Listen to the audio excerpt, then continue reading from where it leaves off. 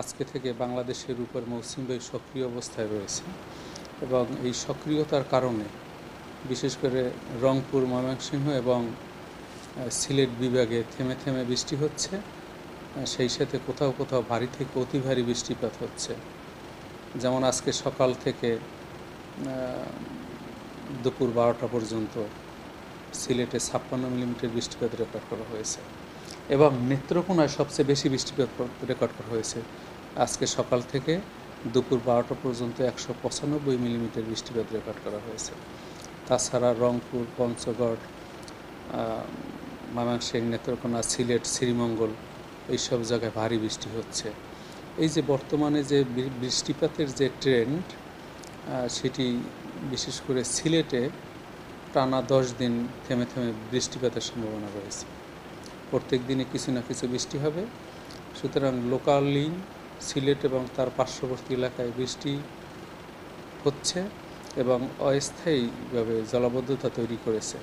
এবং এই অস্থায়ীভাবে জলাবদ্ধতার জন্য শুধু সিলেটের স্থানীয় বৃষ্টিপাতই দায়ী নয়, কারণ আপ স্ট্রিমে বা উজানে বিশেষ করে মেঘালয়, আসাম, ত্রিপুরা, নাগাল্যান্ড, অরুণাচল এইসব জায়গায় অর্থাৎ ব্রহ্মপুত্র এবং সুরমা, কুশিয়ারা বেসিনে থেমে থেমে বৃষ্টি হচ্ছে এবং এদিকে তিস্তা ব্যারেজ বরাবর এবং তার আপার ক্যাচমেন্ট এরিয়ায় বৃষ্টি হচ্ছে।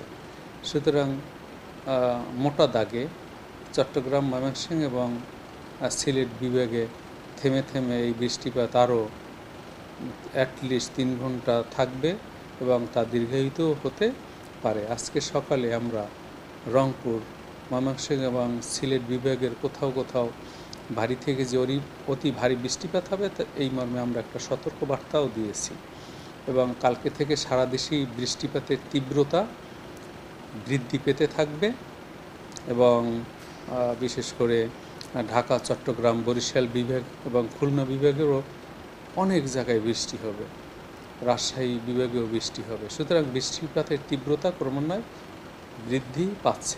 টানা 1 সপ্তাহ ধরে সিলেট, ময়মনসিংহ এবং রংপুরে বৃষ্টি থাকবে। পাশাপাশি উজানে মেঘালয়, আসাম, ত্রিপুরা, নাগাল্যান্ড, অরুণাচল এইসব বা 7 সিস্টারে ভারী থেকে অতি ভারী বৃষ্টিপাতের সম্ভাবনা আছে অ্যাটলিস্ট টানা 5 থেকে 7 দিন। তবে একটা বিষয় এখন স্পষ্ট যে আমাদের দক্ষিণ পশ্চিম মৌসুমী বায়ু যেহেতু সক্রিয় অবস্থায় আছে, সেই কারণে ক্রমাগত দক্ষিণ পশ্চিম মৌসুমী বায়ু বাংলাদেশের অভ্যন্তরে প্রবেশ করছে এবং সারি সারি মেঘমালা তৈরি হবে এবং এই যে অতি পরিমাণ জলীয়বাষ্প থাকার কারণে বাতাসে আমাদের সোয়েটিং সিস্টেম বাধাগ্রস্ত হবে। এই জন্য ব্যবসা গরম লাগবে, ঘেমে যাবে সবাই এবং অস্বস্তি ফিল বৃদ্ধি পেতে পারে। তবে আগামীকাল থেকে যেহেতু বৃষ্টিপাতের পরিমাণ বৃদ্ধি পাবে সারা বাংলাদেশেই, সেই কারণে তাপমাত্রা কিছুটা সহনীয় মাত্রায় অর্থাৎ 32 থেকে 35 ডিগ্রি সেলসিয়াসের মধ্যে ওঠানামা করবে। তবে জলীয়বাষ্পের আধিক্য এবং বায়ুর গতিবেগ কম থাকার কারণে গরমের অনুভূতির তীব্রতাও থাকবে।